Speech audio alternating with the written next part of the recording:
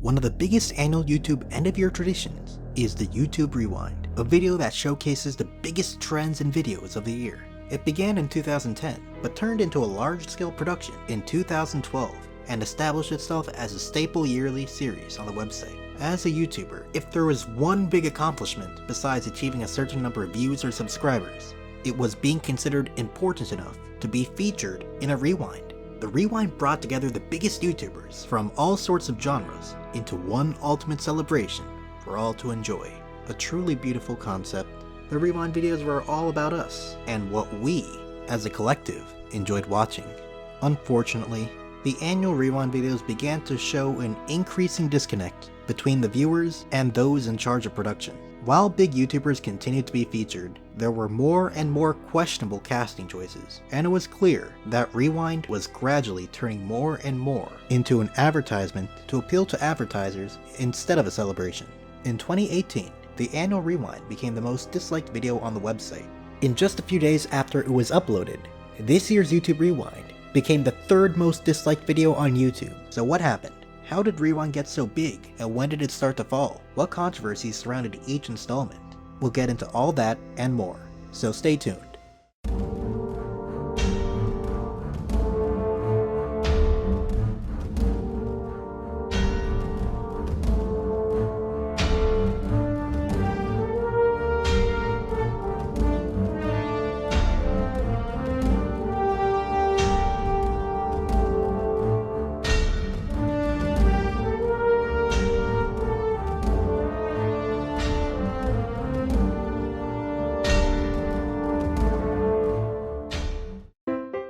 On December 13th, 2010, YouTube released the first ever Rewind video. It was actually very simple. It was just clips from the top videos of the year. There really isn't much to say about the content of the video itself, other than the fact that it set a precedent for future years. From then on, YouTube would seek to incorporate the most memorable moments from the website every year using this rewind. While YouTube was trying to make a simple tribute to the year, this rewind didn't come without any sort of backlash. You see, when you try to include all the biggest things from the year, you will naturally include some things that a lot of people see as overrated. In Rewind's case, they were Justin Bieber and Twilight. In the 2010 comments section, besides the clear difference between how we talk today versus back then, you can see a lot of people upset that Justin Bieber was even included at all. This was also the first time avid YouTube users conflated YouTube politics with the Rewind video. This is actually something that is still done to this day, but the at the time like count indicates that it wasn't on that large of a scale. Users didn't like the updated comment format, so they took to the Rewind comments section to express their opinions. Overall, this was just a simple video celebrating the most popular videos of 2010, so you might be wondering how they followed this. YouTube released their second installment of YouTube Rewind on December 20th, 2010. This video was just like the last one, mostly a montage of the top videos of the year, ending off with a top 10 list. The one big difference, however, was the addition of a host, Rebecca Black. This fact alone upset the YouTube community, and the Rewind video received more dislikes than likes. Even today, it still has a significant percentage of dislikes, although the like count finally did break 50%, as Rebecca Black isn't as hated today as back then. To be fair, Rebecca Black was statistically the biggest figure on the website of the year, but her video was highly disliked, and the Rewind placed a huge emphasis on her, despite this. Fortunately, Rewind was about to see a lot of changes that would gain it a better reputation. Up to this point, each installment of YouTube Rewind was just a simple montage of the top videos individually. Well, guess what? 2012 saw the third installment of the series, and the first with an actual title, YouTube Rewind Style 2012. Within the first 10 seconds, you can already see a massive change in style, a quote, and even more figures featured, and that's an understatement. The series went from just one host to over 32 huge YouTubers as a part of the production, by including a ton of YouTubers. Even if there is one person in the mix people don't like, at least they're not the center of attention. Also, instead of a huge montage of videos, this one video put a different spin. A music video-esque showcase of huge YouTubers and huge trends. The music in the video was a mashup of PSY's K-pop song Gangnam Style and Carly Rae Jepsen's Call Me Maybe. The footage in the video resembled shots of both music videos. this video was very well received, and was the first to be heavily promoted across the website. Rewind was now more visible than ever, meaning more people than ever before now knew of its existence. Things would only go upward from here. Rewind 2013, titled What Does 2013 Say?, took the concepts established in 2012 and expanded upon them. The previous year's Rewind may have featured a mashup of 2 songs, but this one was a mashup of The Fox, Blurred Lines, Can't Hold Us, Get Lucky, Gentleman, and Harlem Shake. 6 songs. Not only that, but there were even more YouTubers. I could name everyone, but that'd take all day. Needless to say, YouTube Rewind was bigger than it's ever been. This was also the first Rewind to have a unifying motif, the YouTube play button that was found by Kid President and buried by PewDiePie. It was this year that the YouTube community started to have an idea of what to expect from a Rewind. The next several Rewinds pretty much followed the same concepts, so I'm not going to be repetitive and keep repeating them, so I'm going to point out some general trends. For instance, as YouTube became more important across the world, YouTubers from other languages played bigger roles. Not only that, but there were a growing number of complaints about Rewind, including a ton of people that the viewers don't know. Not to mention the fact that YouTube was including more and more YouTubers every single year. The YouTube play button motif also continued throughout these installments. As time went on, the video footage in YouTube Rewinds also became more and more generic, rather than references to the scenes in music videos. With that said, let's talk about the small differences between each Rewind. 2014 saw a greater emphasis on spoken dialogue.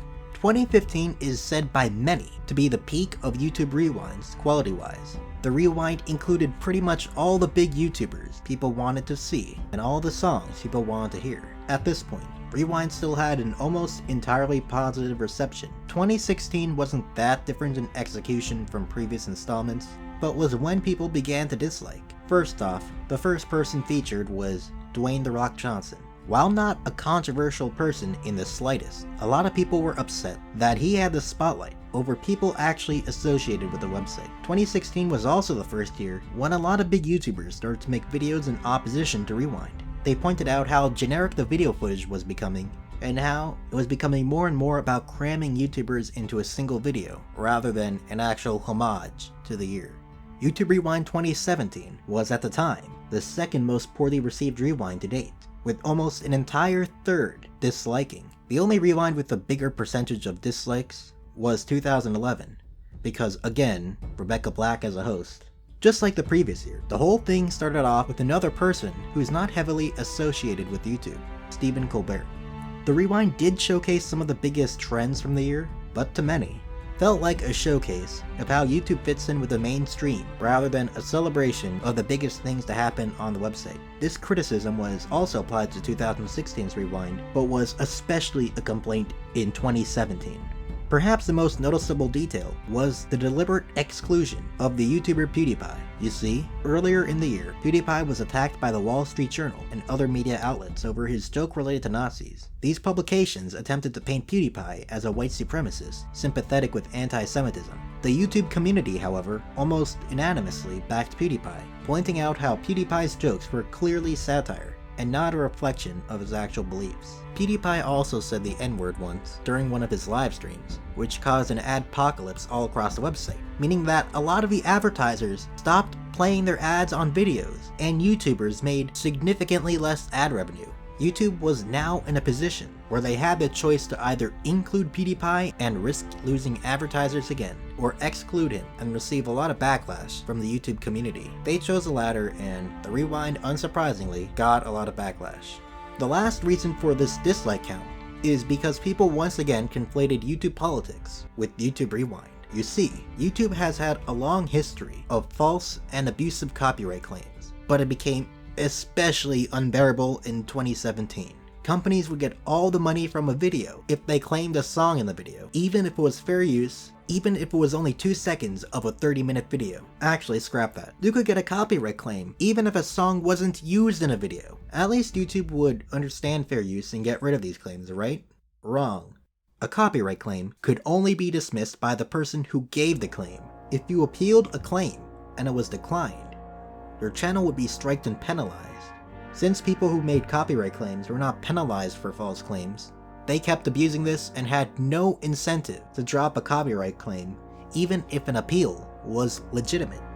Large YouTubers were hit the hardest, as they could barely make any money from videos with millions of views. This problem became so large that a lot of YouTubers disliked the rewind in protest.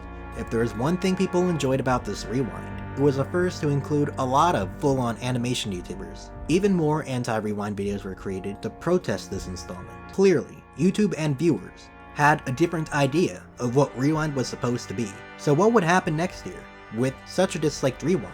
They had to fix everything, right? Let's find out. If there's one universally hated rewind, it's 2018. There were so many details that I could nitpick, but I guess I'll just focus on the biggest ones.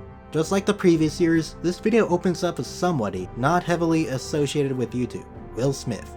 Yes, Will Smith does have a YouTube channel, but most people know him from movies. You know, like Shark Tale. Not only that, but he acts very out of character. Yeah, if I control rewind, I would want Fortnite and Marquez Brownlee. Fortnite Ninja was included driving the battle bus, which had mixed reception. Yes, Ninja is a big internet personality and has a YouTube channel, but he was never associated with YouTube. If anything, he's always been heavily associated with Twitch, now Mixer. The greater emphasis on dialogue instead of a music mashup led to moments that are really hard to watch even the 100th time. Y'all, we can do whatever we want. What do we do? The acting was just way too over the top. Yeah! Just like the previous year, PewDiePie was excluded, despite being at the forefront of the internet in the PewDiePie vs T-Series internet war. KSI and Logan Paul's boxing match was not referenced at all, which also got a lot of people upset. It was a pretty big deal after all. Okay, I lied. Jaden Animations referenced those as subliminal messages in the background of her animated parts, causing her subscriber count to spike. Speaking of, on the bright side, they actually incorporated full-on animation YouTubers into the actual video for the first time. Still, there was a lot more wrong with the video than right. I should also briefly mention that, just like the previous year, people disliked to protest YouTube's lack of action in fixing the copyright system. A lot of people were outright upset about the way YouTube handled the rewind. In fact, even people who were in the video spoke out against it. That's not even it. Even the YouTube CEO's children disliked the video. Within a week of being uploaded, Rewind 2018 became the most disliked video on the entire platform, surpassing Justin Bieber Baby. On December 27th, PewDiePie uploaded his own version of YouTube Rewind in collaboration with Grande, Dolan Dark, Flying Kitty, and Party in Backyard. Instead of a homage to the biggest creators, this was a homage to internet culture and the biggest trends throughout the year. It quickly became the most liked non-music video on YouTube within a couple days, passing the actual Rewind in likes. Rewind 2018 solidified itself as an internet laughingstock. This all accumulated into a sort of uncertainty for the direction of YouTube Rewind in the following year. How was YouTube going to handle it? Would they finally include PewDiePie? Would they celebrate YouTubers or try to paint an image of YouTube fitting in the mainstream? Would they actually fix it? And not until recently did we finally have an answer. After the mess of last year's YouTube Rewind, YouTube knew that they'd have to pull themselves together and make something better received. One of the biggest complaints was the lack of inclusion of the biggest YouTubers. So YouTube did so in the most uncontroversial way, a top 10 countdown video. Yeah, the video simply counts down the most well-liked videos, YouTubers, and video games. Nothing special or out of the ordinary.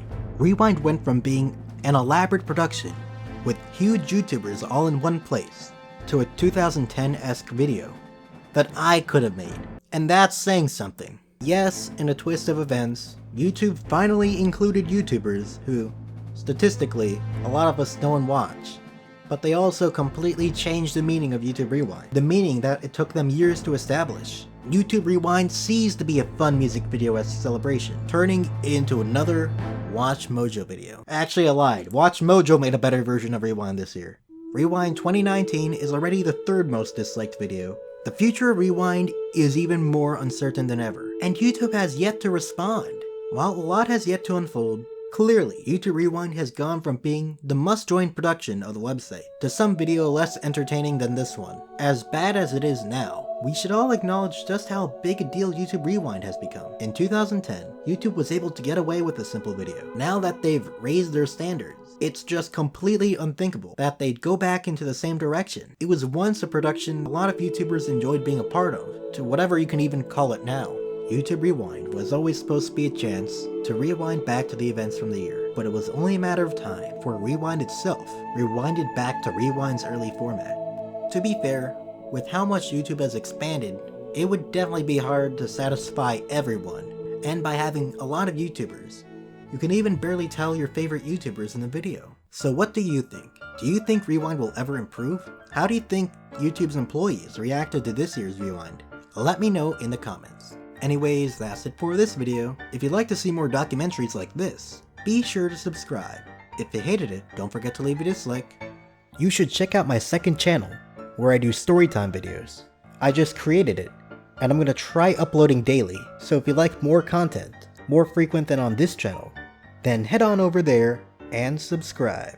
I have a Discord server you should all go join, link in the description. Also follow me on Twitter, @ZyphonYT. Besides all that, be sure to check out some of my other videos. You can click on the left for a documentary about the rise and fall of Killer Keemstar's weekly Minecraft tournament, Minecraft Monday. You can also click on the video to the right for a documentary about the day Minecraft trolling almost died.